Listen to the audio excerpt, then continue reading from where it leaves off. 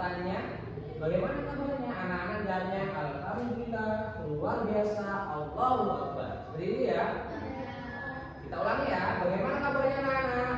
Alhamdulillah, luar biasa, Allahu Akbar. Semoga semua dalam keadaan sehat tanpa kekurangan apapun dan semua langkahnya dimudahkan dalam rangka belajar pada hari ini. Dimudahkan dalam menerima pelajaran, dimudahkan dalam segala urusannya. Amin ya rabbal alamin. Baiklah, sebelum kita memulai pelajaran, Bapak ingin memeriksa kehadirannya terlebih dahulu. Oke, kita cek dulu ya.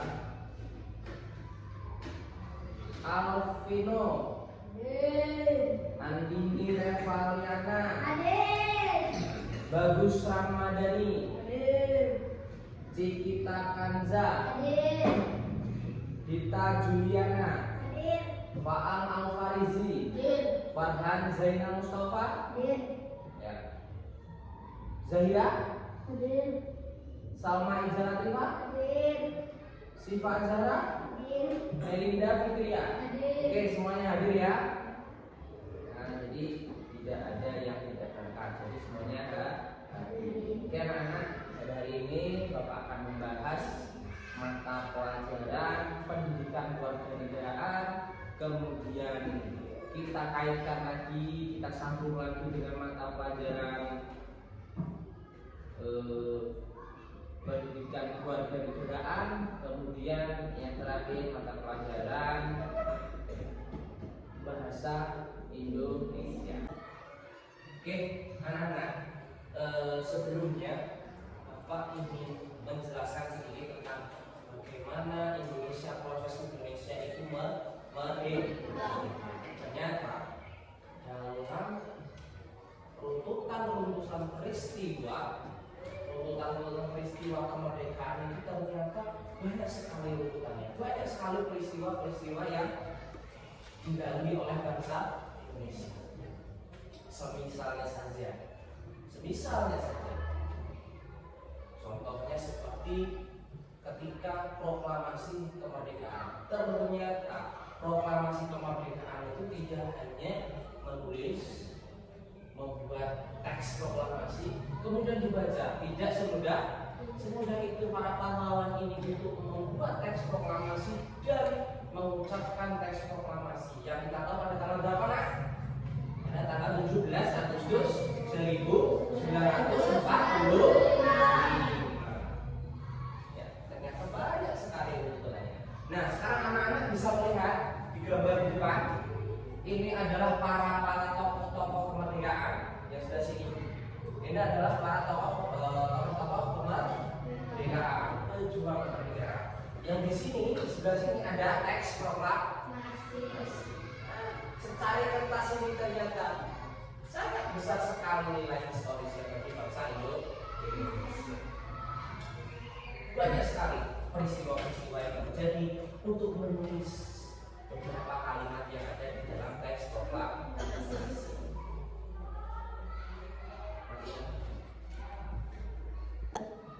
Nah, jadi anak-anak sekalian, kita sekarang akan belajar mengenai persiapan sampai detik-detik proklamasi.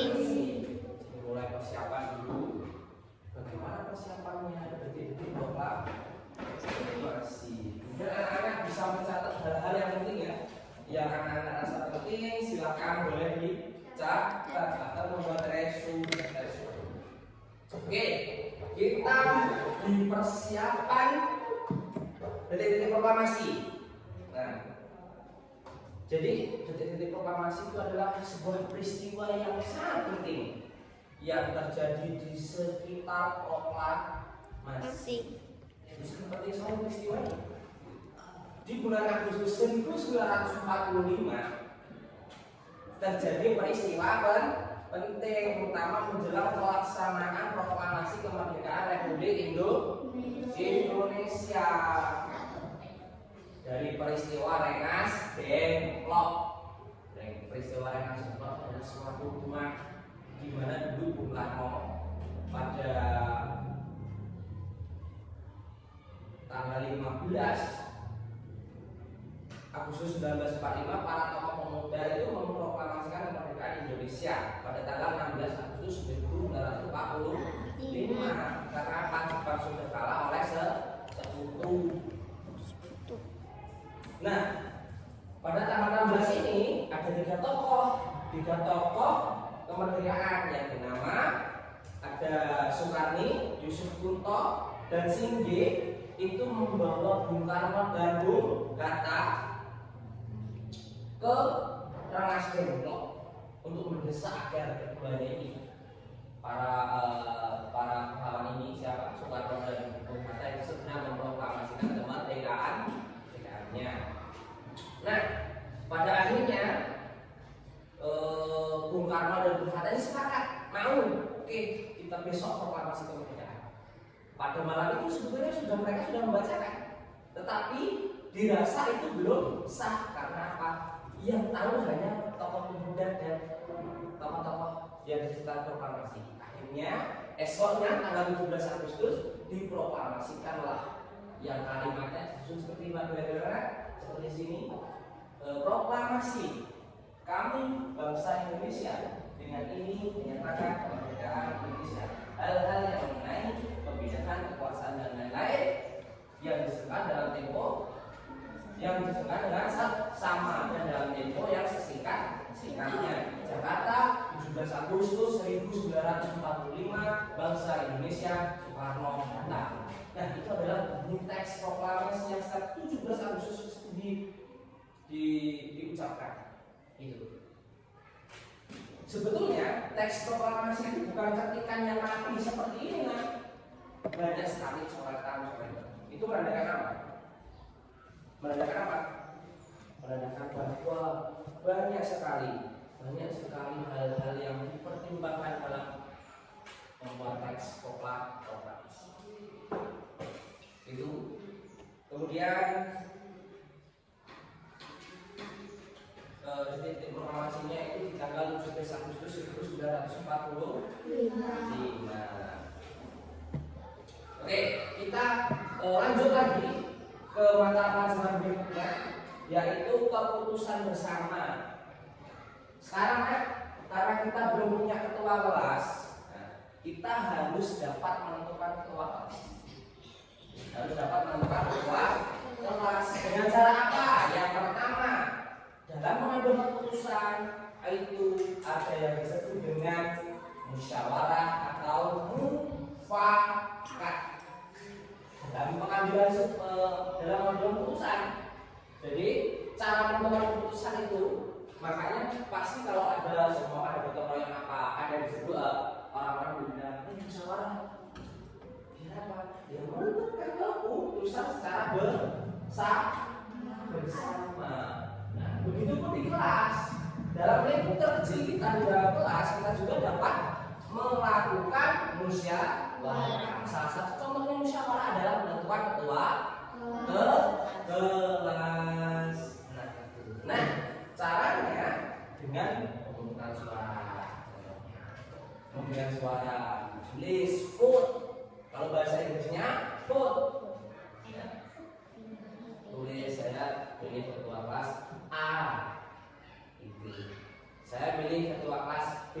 Nanti dikumpulkan nama terbanyak, yaitu dia yang akan menjadi ketua kelas. Yang ketiga caranya yaitu aklamasi, yaitu pernyataan setuju secara lisan dari anggota kelompok. Jadi ada tiga ya anak-anak. Yang pertama apa? Yang pertama yaitu musyawarah. Yang kedua ada pemungutan suara. Yang ketiga ada aklamasi. Jadi ada tiga cara. Nah, kemudian setelah membentuk ketua kelas, nah ketua kelas akan membuat apa? Keputusan atau aturan seperti itu. Kemudian apa? Kalau sudah diputuskan, anak-anak juga wajib mematuhi putusan tersebut. Jadi seumpama kok sudah dipilih secara musyawarah, secara pemungutan suara, secara aklamasi, ya harus terima. Jangan nggak terima saya nggak mau ketua kelasnya ini, saya nggak mau ketua kelasnya ini, itu tidak boleh. Karena apa? Dari awal runtutan yang terjadi dalam memilih ketua kelas ini sudah secara aklamasi ataupun pemungutan suara, kemudian secara musyawarah. Jadi anak-anak tidak boleh atau tidak boleh protes karena sudah melalui proses musyawarah, aklamasi dan juga pemungutan suara.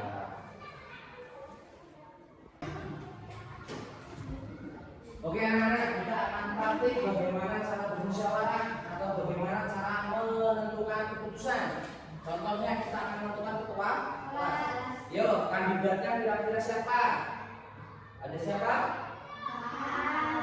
Bagus, Kita ada 3 kan kandidat. Sekarang kira-kira yang akan memilih Pak siapa katakan? Katakan.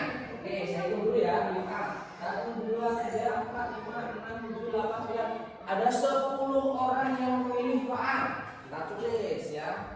10 orang. Kemudian yang memilih Bagus.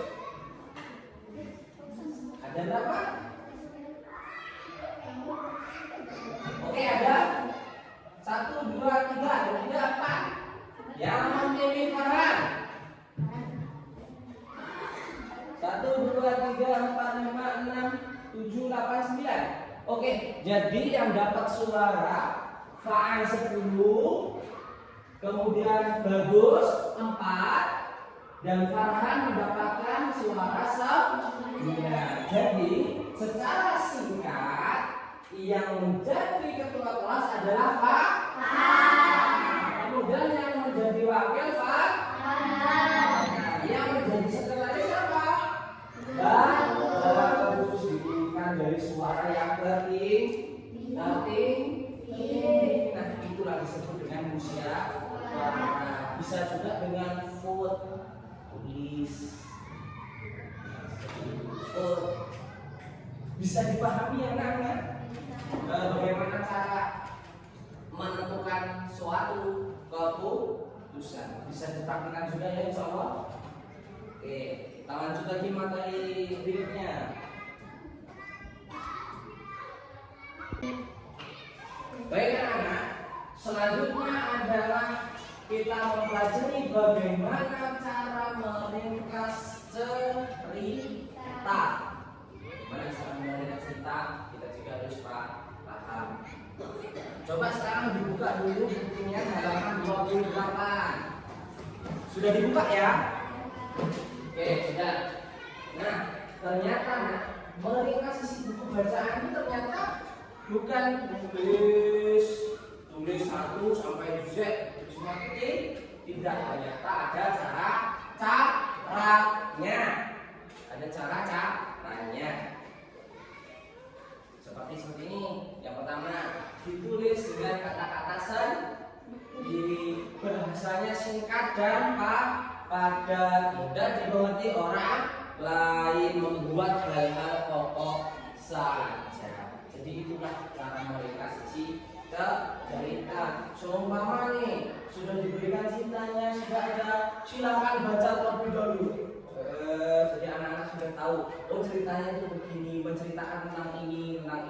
Jadi anak-anak sudah menceritakan kembali itu atau meringkas itu sudah tidak melihat buku. Anak-anak hanya tinggal menulis saja. Seperti itu. Bisa dipahami anak-anak? Oke, kalau sudah bisa dipahami, coba silakan mulai diringkas isi bacaan yang ada di halaman 28.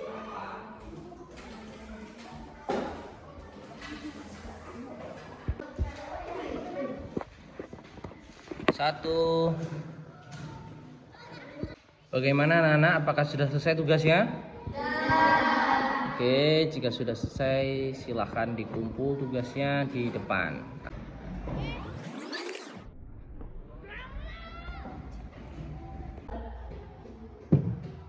Oke, anak-anak, hasilnya sudah Bapak bagikan ya? Oke, kalau itu menandakan bahwa kita sudah berada di penghujung itu Bapak ingin mengingatkan atau mengingatkan kembali materi yang telah kita pelajari sebelumnya tadi. Kita tadi yang pertama adalah membahas tentang detik-detik proklamasi. Yang kedua tentang mengenai cara menentukan keputusan bersama. Yang ketiga tadi kita mempelajari bagaimana cara meringkas isi bacaan atau sebuah cerita. Maka dari itu sesampainya di rumah silakan buka-buka lagi bukunya. Jangan sampai rumah langsung main, sampai rumah main langsung. Jadi tidak seperti itu. Jadi sampai rumah buka dulu bukunya, dan juga dikerjakan terlebih dahulu. Jadi jangan langsung sampai rumah taruh tas nggak ganti baju langsung pergi. Tidak seperti itu mental anak-anak itu ya. Oke, bisa dipahami anak-anak? Baiklah, terima kasih atas perhatiannya. Semoga anak-anak dimudahkan dalam segala urusannya dan kemudian dimudahkan dalam menerima ilmu-ilmu dari guru-guru kalian. Ya, tidak hanya dari Pak Hanang di sini.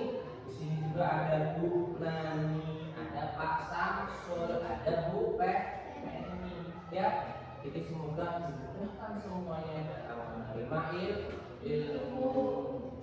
Dan ingat minggu depan kita mulai ujian, ya. Atau disebut dengan ulangan kalau bahasa kita, ya.